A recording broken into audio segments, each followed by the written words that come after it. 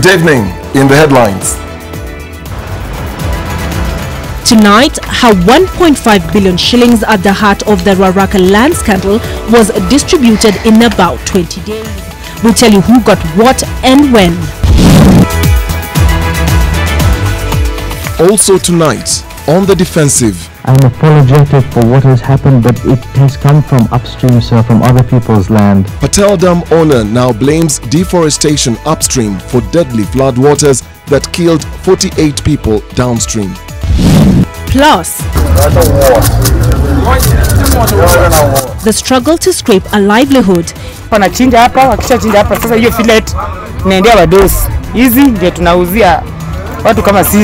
The story of Kenya's rising cost of living, where one man's waste is another man's meal. Also tonight, witness backs up claims that hit-and-run driver who killed 22-year-old Maureen Wamboi drove off with her body and dumped it in South Sea. MTV Tonight with Dennis Okari and Olive Burrows. Good evening. Thank you for joining us on this 18th day of July. Our sign language interpreter is Boniface Muredi.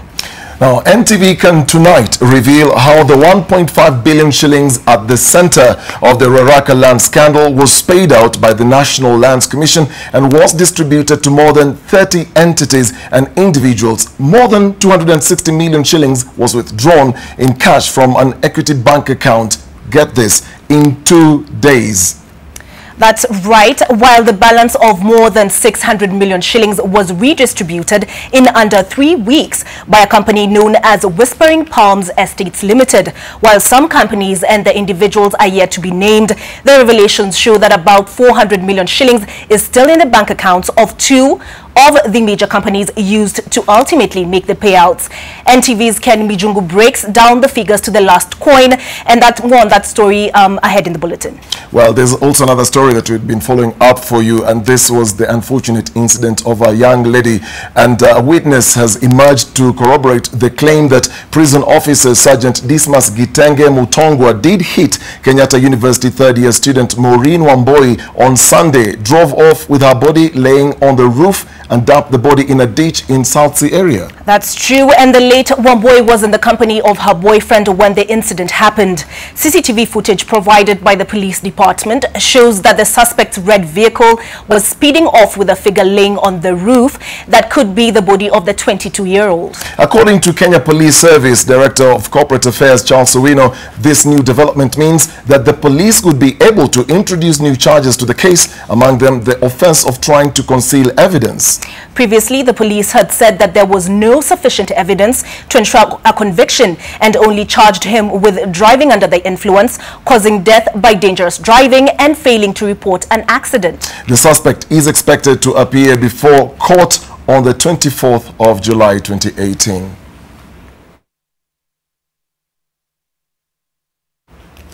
On to the next story, and that is the story of the Solai Dam tragedy. Patel Dam owner Perry Kansagara blames those engaged in deforestation upstream for the Solai Dam tragedy. The businessman further insists that he received a permit in 2004 from the then National Director of Water under the Ministry of Water to legally construct the dam. However, he failed to submit documents to support his position. The Senate committee probing the tragedy has ordered him to provide the documents. Businessman Perry Kansagara, who owns the Solai Dam that collapsed and killed 48 people in Solai, has absolved himself of blame before the Senate committee investigating the matter, attributing the tragedy to deforestation upstream. The amount of deforestation that has taken place upstream on land that does not belong to us is enormous. We are victims of this, and I'm apologetic for what has happened, but it has come from upstream, sir, from other people's land where the trees have been cut. Perry insists that all his 3 dams in the Solai farm are licensed, besides getting a license in 2004 from the then National Director of Water under the Ministry of Water to construct the dam that collapsed in May this year. We have all of the licenses for the development of the farm, and we have been running within all the premise of the law, and we have been keeping all the various apparatus of state notified and informed. He, however, failed to submit documents and the said licenses before the committee. The committee ordered him to submit the documents within 48 hours. The businessman informed the Mutula Kilonzo-led committee that so far he has spent 35 million shillings as goodwill payment to the victims. However, the committee questioned him on why the victims were forced to sign indemnity forms, stopping them from ever claiming any form of liabilities from the dam owners. Why would you then give a ploy with an indemnity signed by a chief? We arrive at a proper token of goodwill gesture payment to the people, and to ensure that they are given something, because the suffering that they were undertaking and going through was enormous, and their needs were, sir, immediate. At the end of the day, we had to ensure that when these payments were made out or cleared, that there was some form of fallback for us. This comes a few days after a court sitting in Naivasha freed all the 8 Patel Dam tragedy suspects on a 5 million shillings bond or cash bail of 2.5 million shillings. Vincent Oduor, NTV, Nairobi.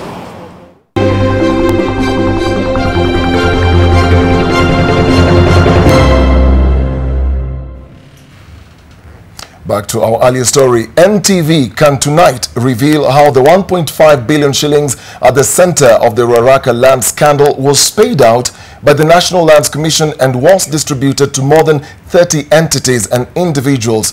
More than 260 million shillings was withdrawn in cash from an Equity Bank account. Get this, in 2 days, while the balance of more than 600 million shillings was redistributed in under 3 weeks by a company known as Whispering Palms Estate Limited. While some companies and individuals are yet to be named, the revelations show that about 400 million shillings is still in the bank accounts of 2 of the major companies used to ultimately make out the payouts. NTV's Ken Mijungu breaks down the figures to the last coin. At the center of the huge payout is an entity known as Whispering Palms Estate Limited. This is the entity that received the 1.5 billion shillings from the National Lands Commission in settlement of the Ruaraka land said to be owned by one Francis Mburu. Out of the 1.5 billion shillings, 930 million shillings went to Champions Kenya Limited, the ultimate distributor of the cash. The other beneficiaries of the 1.5 billion shillings directly from Whispering Palm Estate Limited include John Murithi Mutwiri, who received 50 million shillings, Justin Samburu, 20 million shillings, Mark Mburu, 40 million shillings, Albert Kamunde and Company Advocates, 119.5 million shillings, Global Infrastructure, 48 million shillings, Kenya Arab Contractors Limited, 220 million shillings, M Lorry Logistics Limited, 15.5 million shillings, and Mugove Mudzi Consultants, 2 million shillings, while 6 million shillings cannot be traced by the investigators. From the investigators, 261 million shillings was withdrawn in cash from the Champions Kenya Limited account at Equity Bank.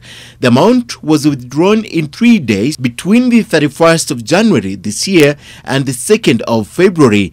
76 million shillings was withdrawn on the 31st, then another 3 million shillings was withdrawn on the same day. 58 million shillings was withdrawn on the 1st of February, then another 1 million shillings on the same day. On the 2nd of February, 14.5 million shillings was withdrawn, then another 52.4 million shillings was withdrawn on the same day. In the Whispering Palm Estates Limited account is 396 million shillings in balance. The rest was distributed to Gilbert Kirima Mithira, 3 million shillings, Stephen Maina Masharia, 3.3 million shillings, Titus Kioko Mutiso, 500,000 shillings, Albert Kamunde and Company, 50.2 million shillings, BJ Sawe and Company Advocates, 125 million shillings, Boone Insurance Agency, 1.473 million shillings, CW Chege and Company Advocates, 6.657 million shillings, Eagle Wings International, 4.7 million shillings, Innovius Limited, 35 million shillings, Jimex Company Limited, 2.285 million shillings, Meshak Onyango Dihei, 10 million shillings, while NR Nyamai and Company received 40 million shillings. In total, 648,694,580 shillings transactions done between the 31st of January and the 19th of February 2018.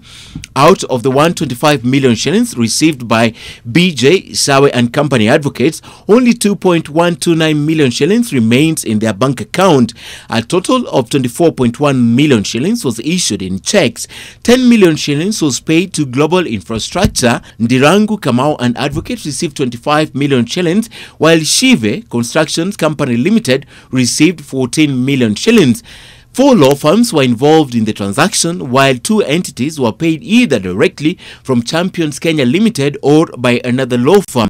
These transactions have been described by Parliament as a conspiracy to fleece and swindle public funds, and the National Lands Commission chairperson Mohamed Swazuri is at the center of it all. Questions of why the cash was redistributed to several companies, yet it was meant to compensate for loss of land to an individual entity, is yet to be answered. Also, how the court made an about turn and ordered bank accounts belonging to the entities that had received the cash to be unfrozen remains a mystery. A multi-agency investigation is still underway. Ken Mijungu, NTV. Now for a little bit more detail on that story by Ken Mijungu that you should probably know. The Ruaraka land has accrued 3.9 billion owed to the Nairobi County as rates by the end of 2017. Curiously, that debt was waived by the county sometime back in January. The 1.5 billion shillings was then released to Whispering Palms Limited as payment for the land, which had suddenly and inexplicably become debt-free. When investigations into the payment started, the rates debt was slapped back on by the county. And here is another confounding fact. The Ruaraka land is not owned by Whispering Palms Limited, which received the 1.5 billion shillings. And the land, according to testimony provided to Parliament by the Land CS, is registered under Hugh Lands and Afrison Import-Export Limited. How then did Whispering Palms Limited get the 1.5 billion shillings payment? Here is another curious fact. There was a court order obtained by activist Okia Omtata in 2016 that stopped any payments to Afrison and Hewlands companies with regard to the Ruaraka land until the matter was heard. And that order is still in force.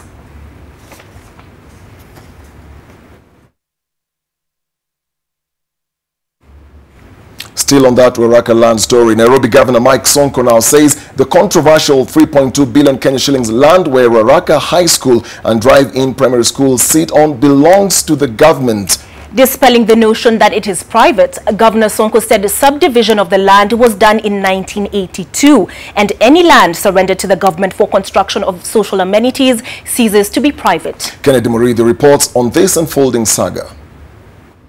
The land on which Drive-In Primary School and Ruaraka Secondary School are built continues to be a subject of public interest, with the ownership remaining undetermined. Just a minute, Governor. Nairobi Governor Mike Sonko is the latest senior official to be questioned about ownership. Sonko says subdivision was done and land for social amenities was set aside. Nursery, primary and secondary school sites, commercial centers, special purpose plots and shopping centers to be surrendered to City Council free of cost. The law requires 10% surrendered for any piece of land that is beyond 5 acres. Sonko, who appeared before the committee with all the relevant land officials from the county, said compensation already done was illegal. The building of the main structure was funded by the then Nairobi City Commission. Early this year, Lands Cabinet Secretary Farida Karunei had told the same committee that the Commissioner of Lands should not have proceeded to issue the title deed on the land because the original owners, Afrison Export Import and Hewland Limited, opposed the subdivision of the land. She said the land was private. The company had applied for subdivision through a development company, but they disagreed with the Department of Planning at City Hall, and the subdivision never went through. And that is how the land is still private land. The two accounts cast even more shadows on ownership of the land that has led to at least 2 committees of Parliament investigating the matter.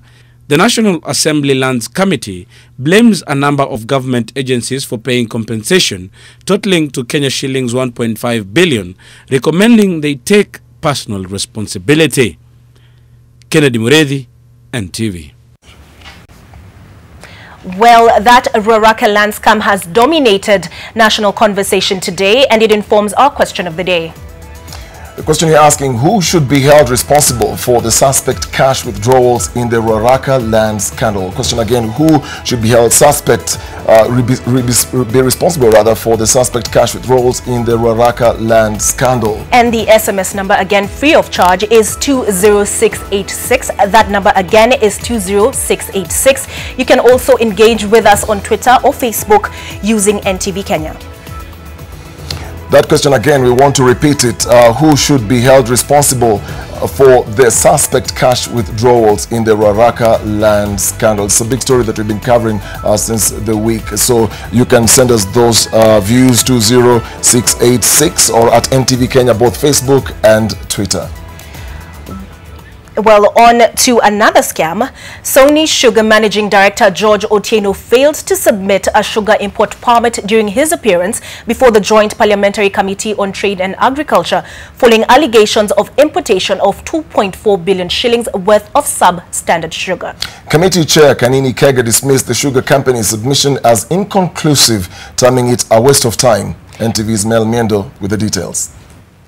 If you are unable to read, I will help you. You can table, I will help you to read. Yeah, if you allow us, Chairman, we want to table this document. Okay, then read through.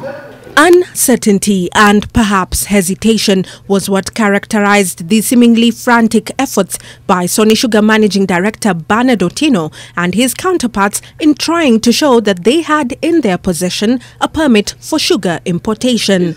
Is it the certificate or something different? Is it the certificate? Is it the permit? The document is headed, yes, Agricultural Authority Sugar Directorate. The facts were evident, and once the chairman of the Joint Committee on Trade and Agriculture, Kanini Kega, had in his hands the document from Sony Sugar, his reaction exposed that which Sony Sugar had tried hard to cover. I thought you were telling us the truth. Because this is about consignee. I mean, this is not the certificate. This is not the permit to import sugar. Or you don't have a permit to import sugar? Let me admit, I may not be familiar with the document we are looking for. Company officials were questioned on just how Sony Sugar imported 2.4 billion shillings worth of brown sugar through its partner, London-based importer Holbud Limited, which is turning out to be an important player in the ongoing saga of Brazilian sugar imports. Can you take responsibility of the lives of Kenyans if that is the sugar that is out there and has got impurities? Because all you wanted was just you were used as a conduit. For one, tax evasion. Two, to bring in sugar that you never saw. In October 2017, Treasury Cabinet Secretary Henry Rotich had issued a notice limiting the duty-free window between September 1st and October 13th, 2017. However, documents indicate that Holbud Limited entered into a deal with Sony Sugar and they agreed that payment would be settled by 6 buyback parties, which simply meant that the company would not do anything other than facilitate the shipment of 50,500 metric tons of brown sugar to be paid for by third parties. This document is an outline of the submissions by Sony Sugar to the Joint Parliamentary Committee on Trade and Agriculture. As detailed as it may feel and look, they were still not able to provide sufficient answers.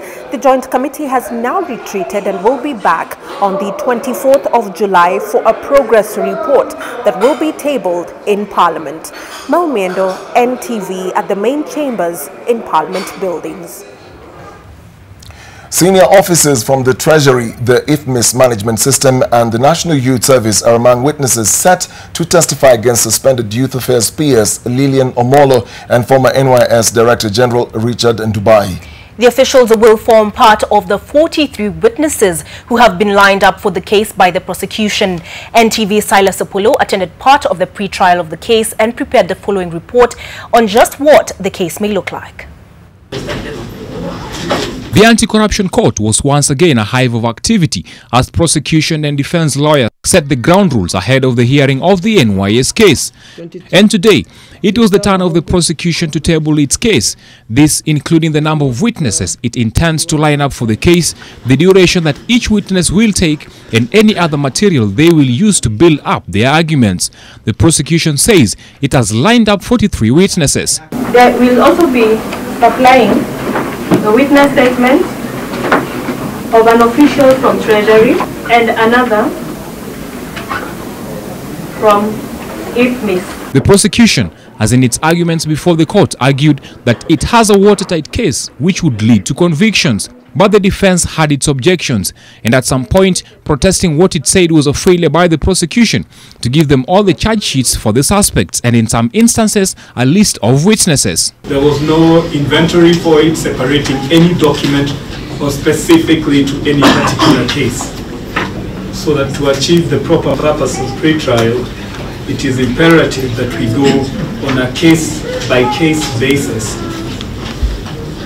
to confirm which documents relate to which case. In his ruling, Chief Magistrate Douglas Ogoti asked the teams to ensure that they furnish each side with all the necessary materials. Lilian Omolo, Richard Dumbai alongside officials of the NYS and people believed to be their business associates are accused of exploiting loopholes in the IFMIS system, leading to the loss of 468 million shillings.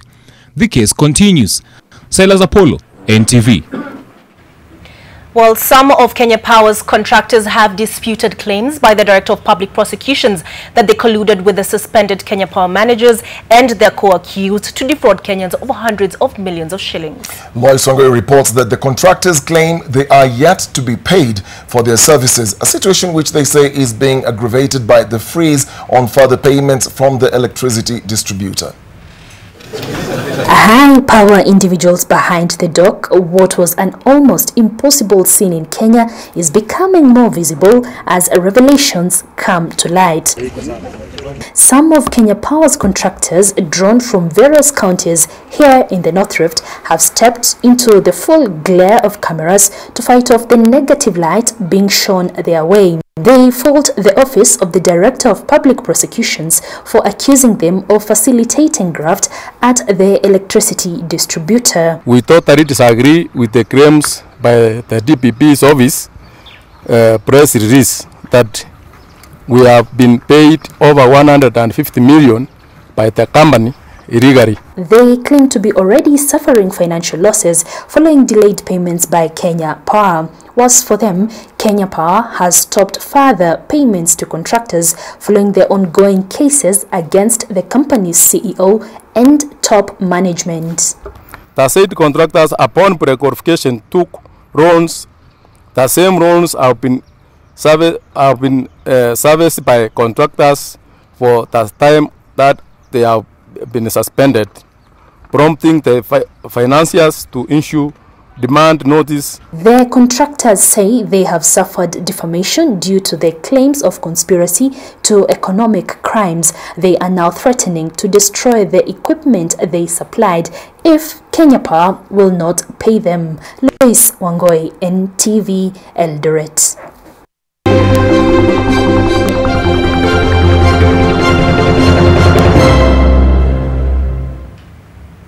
Kenyans should brace themselves for tough economic times, even as a majority are already complaining about the high cost of living. This is advice from an economist who does not foresee prices of goods and services dropping anytime soon due to the increase in taxes and fuel prices. NTV's Sharon Baranga reports.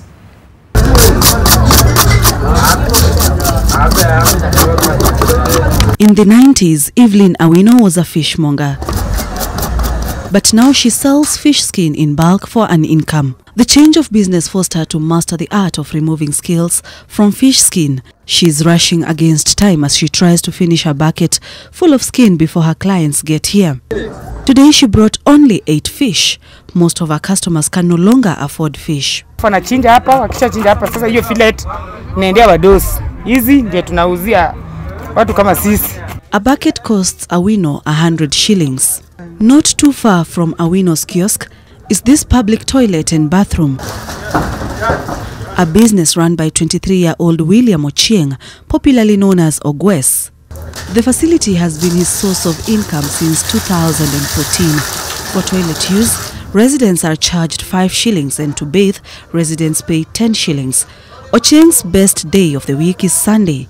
He makes around 500 shillings and on other days he makes around 350 shillings. Hizi vitu zenye sisi watu wa chini tunazihitaji most. Kwa unga, sukari zipunguzwe, unaona. at least ikuwe pia si pia tunaweza enjoy tuko kwa nchi yetu. Scholastica Nabwire is a saloonist. On a good day, she has around 4 customers. She too has to squeeze her income to fit all her expenses. She tells me she used to save her money before but cannot afford to save now. Biashara imerudi down, watu wanalia, hakuna do. So hapa karibu na penye nauza, maduka mingi zimefungwa. Watu wengi wamefunga juu biashara hakuna. Tony Watima, an economist, says Kenyans should brave for more tough times in future. The biggest issue right now is that with the new finance bill, there is increase in taxes also. So we expect more prices of things going up. It doesn't matter whether you are employed, self-employed or a casual laborer. Everyone is feeling the pinch of the harsh economic times. And so it is a delicate balance between deciding what you're going to spend on a daily basis and if there is any remaining for your savings. Sharon Baranga, NTV, Nairobi. Well, the China Roads and Bridge Company, the Chinese company operating the standard gauge railways on behalf of the country, now admits it's facing challenges with culture and communication. While interacting with its staff, that's what they've been saying. The admission comes in the wake of increasing complaints of discrimination and harassment at the hands of the Chinese bosses from Kenyan employees. NTV's Brenda Wanga reports.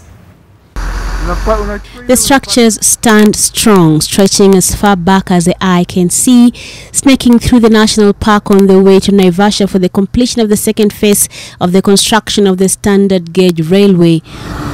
But while the structures may be sound, the publicity around its operations, at least for the first phase, paint a picture of a highly defective system. You cannot be employed and then you are divulging confidential information to the public. That one I don't support. Indeed, the reports, scanty as they may be due to restrictions imposed on those working in the shadows, have painted a picture of a divided workforce largely along color lines. China Road and Bridges Company, in a statement published in the Dailies today, concedes that there are problems stemming from cultural and communication barriers in the workforce that currently stands at 2,136 Chinese employees and 13,482 Kenyan workers. This statement finds support from the CS in charge of transport. Appearing before Parliament's committee yesterday, the Cabinet Secretary defended the Chinese company's management, especially over the discrimination and harassment complaints. People on this side are free to converse in Kiswahili. The other people on that side, they want to discuss Chinese because they don't understand this Kiswahili. That's where the issue is. It is not the issue about discrimination, about racism. It's about that cultural integration. The Chinese construction company has also faced criticism over the distribution of jobs according to skill sets, with those involved claiming that the company has been slow to transfer the more complex skills to Kenyan employees, a fact that the government says it is aware of and has begun addressing. We have told them that they have to get more and more Kenyans in the HR department. Because you see, until now, I think the senior people, even HR, yes, have been Chinese, who may not be sensitive enough to the needs of the Kenyan people. The CRB says statement comes as Parliament awaits the full report of investigations currently underway into the allegations leveled against the company. The report is expected to be out by early next week. Brenda Wanga, NTV. NTV Tonight takes a short break, but a reminder of the question of the day.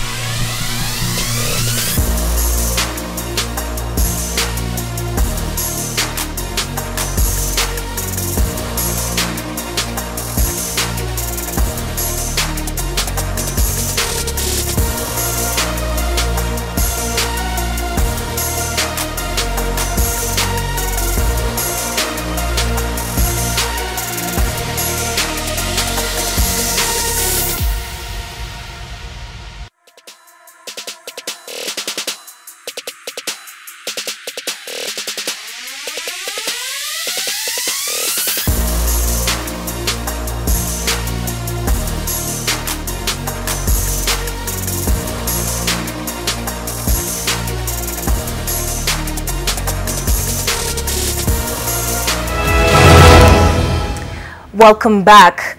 Well, 23 students of Kirimara High School who allegedly attacked and injured 2 teachers on Monday and destroyed school property were today charged with 3 counts of malicious damage to property, assault and causing grievous bodily harm. They pleaded not guilty. NTV's Melita Oletenges has more on the Kirimara school disturbance that has left its deputy principal nursing serious injuries in hospital. Monday evening at around 8 p.m, students of Kirimara Boys High School went on an all-out brawl that started from the students' push to try and get out of the school compound. 2 teachers who tried to calm the situation were roughed up by the students in a violent rebellion that saw the disturbance end in massive destruction. The teachers sustained injuries. One teacher, Emmanuel Korir, has since been treated and discharged, whereas the deputy principal of the school, Linus Muna, is still in pain and is patching up his wounds at the Karatina nursing home. A student just attacked me when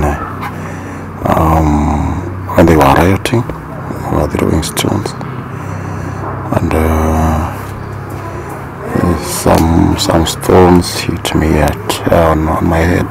Did a CT scan, which has showed that in the brain there is no injury in the brain, but there are some soft tissue injuries and a fracture on the orbit and the maxillary area. The 23 students said to have been behind the attack were charged in a Karatina court with 3 accounts of malicious damage to property, which includes destroying window panes and the school fence. They denied the charges and were granted a cash bail of 100,000 shillings each or a 200,000 shilling bond.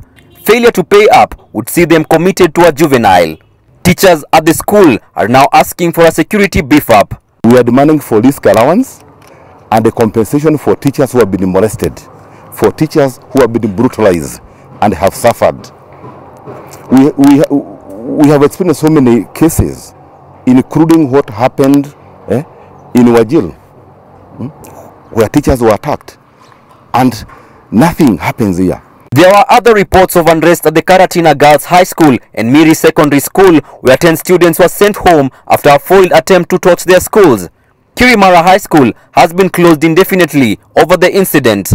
Students feel that they are overprotected, and the teachers are seen just like any other secondary person.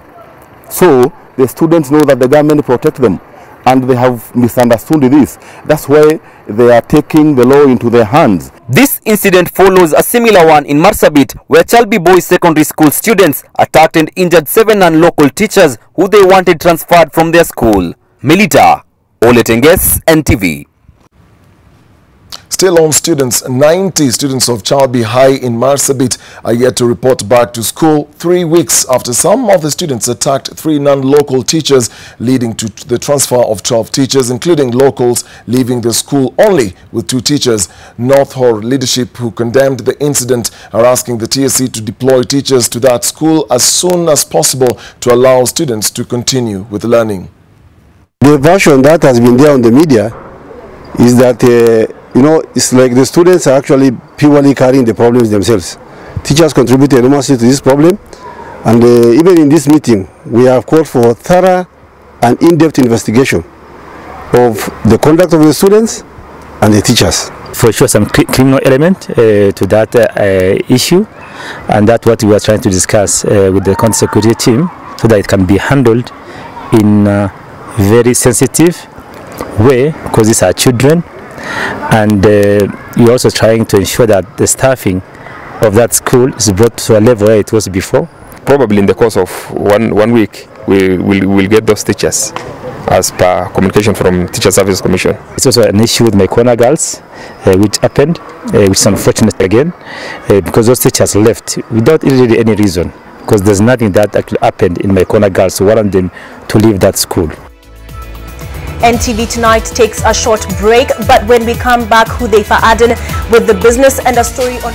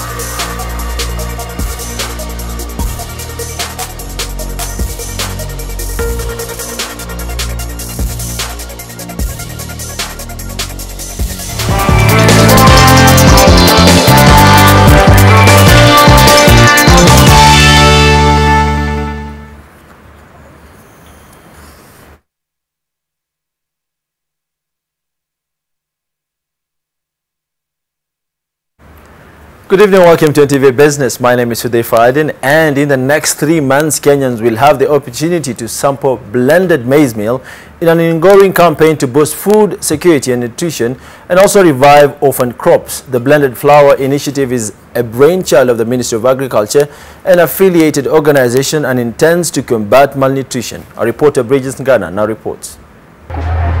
The prolonged drought and the fall armyworm invasion has hit Kenya's food system hard, making maize scarce and threatening Kenya's staple meal.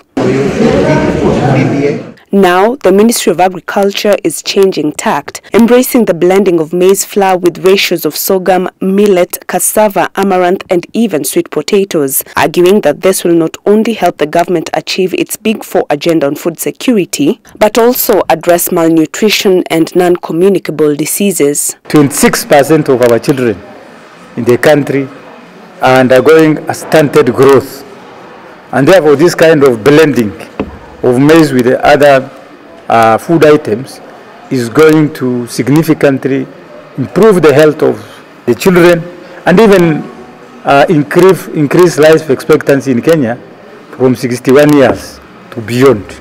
Wheat flour will also be blended, and it is projected that flour blending will revive the large-scale production of orphaned crops like cassava, millet and sorghum that can grow in arid and semi-arid regions of the country. However, it still remains unclear on what exact ratios would be incorporated in the blended flour and at what cost.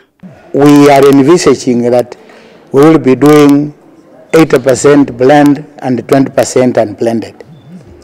From the word go, given that it is millers who are going to do the business, it is about now a commodity that will find its market price depending on the demand.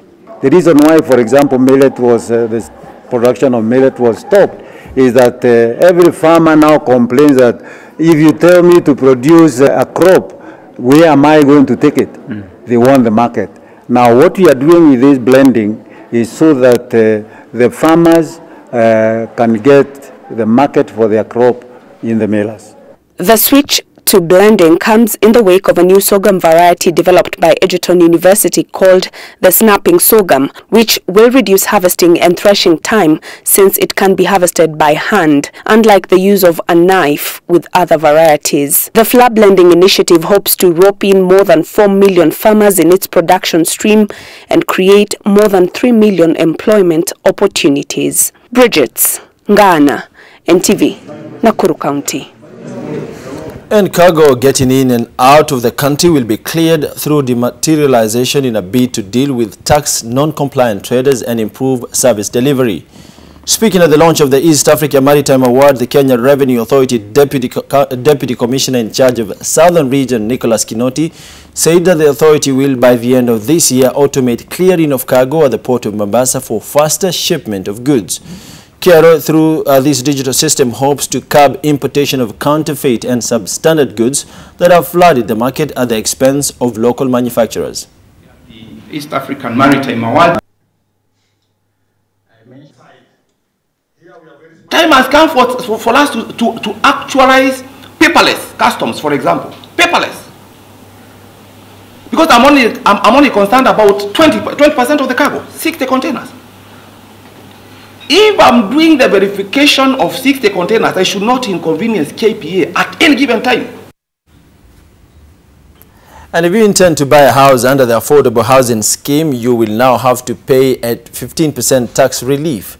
President Uhuru Kenyatta has today signed the law approving the relief in order to achieve the Big Four agenda of affordable housing. And the amendment to the Income Tax Act creates a new section that establishes an affordable housing relief of 15% and cannot exceed 108,000 shillings per year.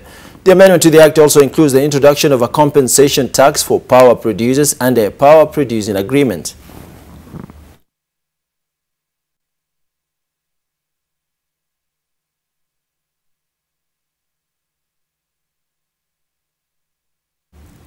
And dairy farmers should innovate to create sufficient feed for their livestock if they are to reduce the cost of milk production and increase their profits.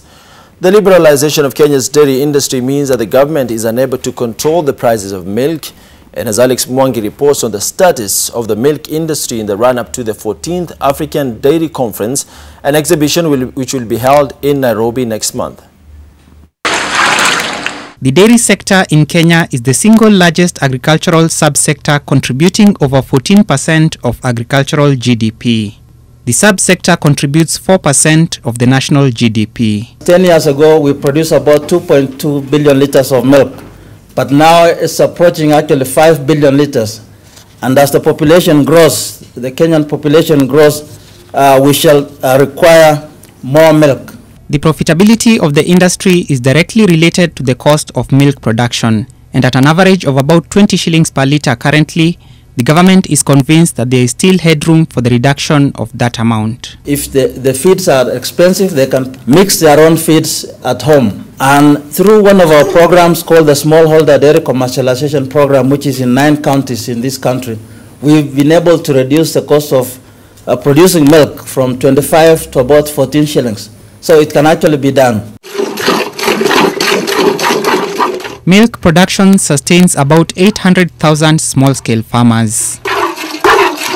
They account for 80% of the country's milk production and offer employment to about 350,000 people along the milk marketing chain, making it paramount for further investments to be made for the benefit of the subsector. Milk consumption in Kenya at 80 to 100 liters per capita is the highest in the region, but is still below the World Health Organization's recommended 200 liters per capita. Nairobi will play host to the 14th African Dairy Conference and Exhibition, which will take place from the 22nd to 24th of August. Alex Mwangi, NTV. And the tea price, the price of Kenyan tea at the Mombasa auction has dropped by 6 shillings to trade at 231 shillings per kilogram. This has largely been attributed to the drop in the volume of tea presented for sale, and the East African Tea Trade Association had anticipated the price to increase this week and supply to drop because the cold weather could likely push up the cost. Last week, a kilo of Kenyan tea fetched for 237 shillings and sold 9.2 million kilos of made tea. But this week, the auction only received 8.5 million kilos, 600,000 kilos less than last week's volume.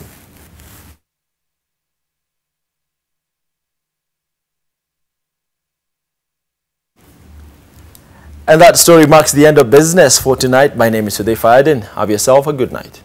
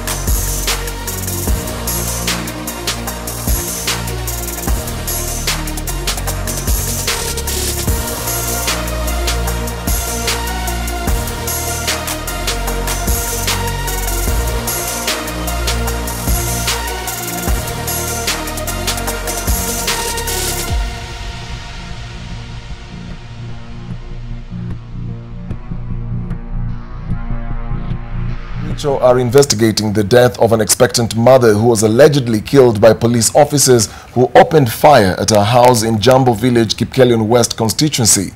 Irene Chebet died on the spot after a stray bullet hit her in the chest. According to witness accounts, police were on a manhunt searching for the victim's husband, who is an AP officer working in Wajir. Now the family of the deceased is demanding action against the officer who opened fire and ended the kid's life. Dispiriting moments veiled on the faces of friends, family and neighbors who gathered at the home of 25-year-old Irene Chebet at Jambo Village in Kericho County. They are here to encounter the agony that struck the village 6 days ago. Residents allege that police officers from Kipkelion opened fire and killed Chebet, who was inside the house preparing to retire to bed. Chebet was 5 months pregnant. Tuliona langrusa ya polisi, tukaona ya AP. Sasa na hiyo polisi nika saiti ya 20, walikuwa kama 20. Sasa kufika asubuhi iko assistant chief yetu akaniambia kumbe ile maneno imeharibika bwana. Kumbe ameua bibi ya Justus. Villagers claim that police were searching for the husband of the deceased, Justus Tor, an AP officer who was outside taking a shower at the time the shooting occurred. The deceased husband had just arrived home from his workstation in Wajir. An officer from the Directorate of Criminal Investigations in Kericho, Stephen Chacha, confirmed that the officers were there to disarm Tor after he reportedly fired twice in the air while drunk. The DCI officer said he could not understand why the officers opened fire in a densely populated area. He said the bullet that killed the deceased is undergoing ballistic tests to identify the killer weapon. There were other officers who fired inside the house from outside. So that is why we asked for 7 days so that we can do proper investigation. Tunahitaji zaidi ni wale washukiwa wale walipika mtoto wetu risasi awe ndani. The husband of the deceased is detained at Londiani police station on charges of wrong use of firearm. Kevin Mutai, NTV. Well, on to a bit of good news now. The 12 boys and their soccer coach who were rescued from a flooded cave in Thailand after they got stuck for at least 9 days without food were discharged from hospital and made their first public appearance on Wednesday. The boys smiled and waved at members of the public as they described how they battled to stay alive during the days they spent in the cave.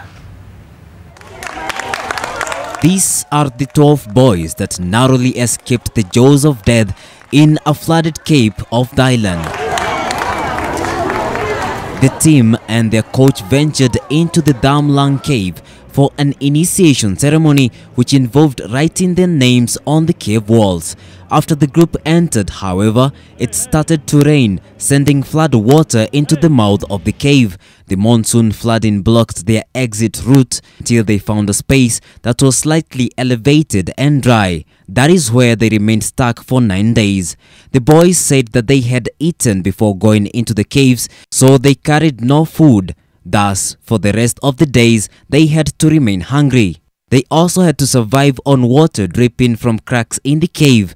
Parents of the boys thanked the soccer coach for giving his best in keeping the boys alive throughout this strenuous period. It's indeed good news, and I remember only following this story up to I think 2 a.m. One night, and someone was asking me, what if this happened in Kenya?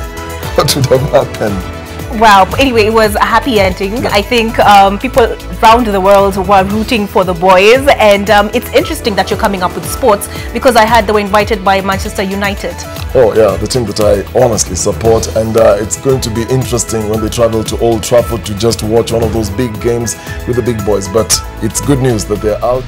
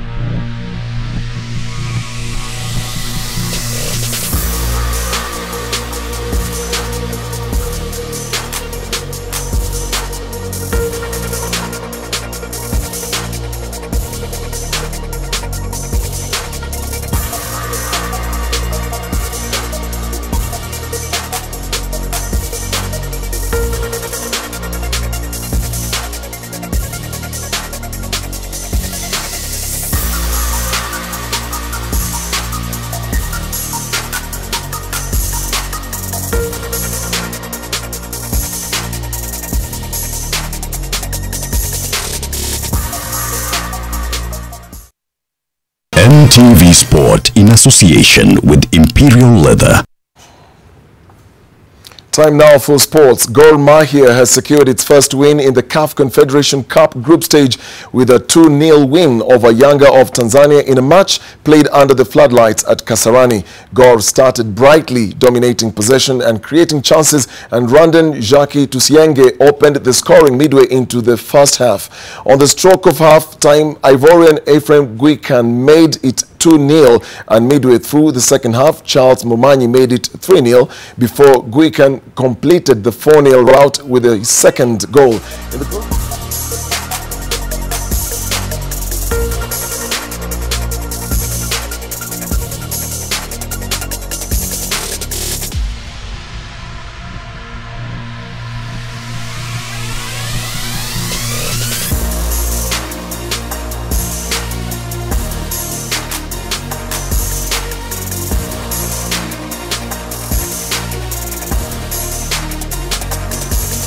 has agreed to pay Gor Mahia their 1 million shillings cash prize for finishing third in the competition.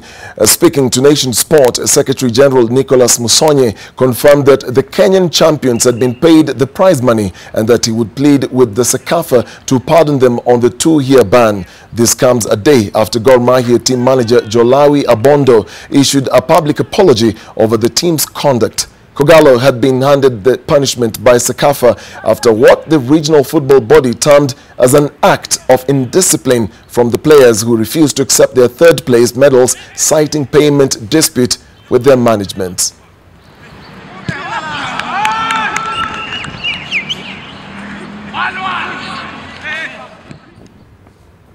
Nairobi County is gearing up to go big on sports, and it has picked former football stars Musa Otieno and Dennis Oliech to champion sports development in the city. The two former internationals will be members of the sports committee that includes, among others, Hashim Kamau, Judith Njagi and Leah Mate. The team has been tasked with, among other things, to promote and develop sports activities in Nairobi County.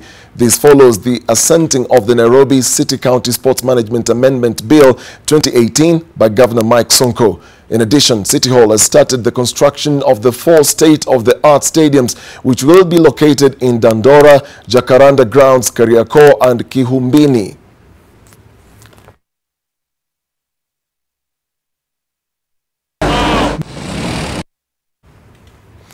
Guara Shish Singh with co-driver Patel Kunal with their Jeep Mahindra emerged expert-level winners of the second edition of the 4x4 challenge that was staged at the Champagne Park in Kipeto, Kajiado County. Dilep Dinesh and Jay driving in a Toyota VX80 placed second, while Steve Oyaki and Mwai Jay were a distant third in their Land Rover Defender. The 4x4 challenge is an activity of driving or riding a vehicle on unsurfaced roads or tracks made of materials such as sand, gravel, riverbeds, mud, rocks and other natural terrain, and the activity is gaining a lot of interest from Kenyan motoring enthusiasts.